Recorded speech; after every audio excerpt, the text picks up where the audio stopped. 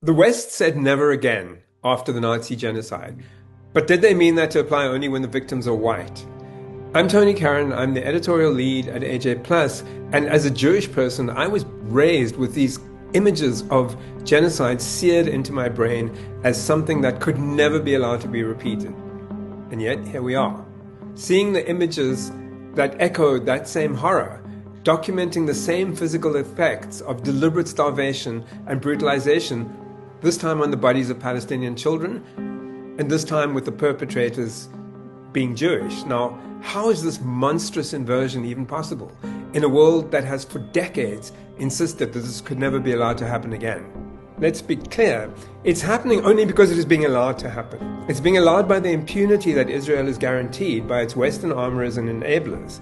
And perhaps that impunity is maybe a horrifically twisted extension of the sensitivity to anti-Semitism prompted by the images of the Nazi Holocaust when they first appeared, because Israel has shamelessly and cynically over the decades claimed the Nazi Holocaust as license for decades of settler colonial violence against the Palestinians it displaced and subjugated in order to create the State of Israel.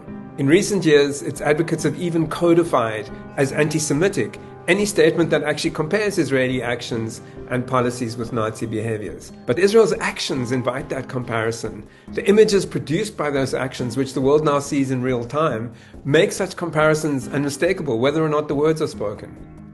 Nazi violence against Jews required that Jews be dehumanized in the minds of Germans. So the never again guardrail against genocide really begins with the sensitivity to and fierce rejection of any dehumanization of any group of people.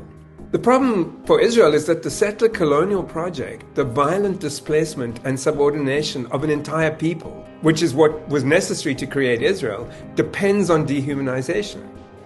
So how do we make sense of the catastrophic moral failure of those who have for so long professed never again to halt a genocide that's actually within their power to stop? Talking about the Western powers here, could it be that these powers, in their actions and in their discourse, tacitly accept the dehumanization of the Palestinians, in the same way as those powers had for centuries themselves dehumanized the peoples that they had colonized? So the images out of Gaza don't lie.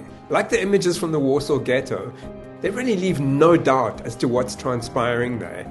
So today, Gaza should make us ask, how far has the West really progressed? Is there any explanation for Western acceptance and enabling of the Gaza genocide other than racism?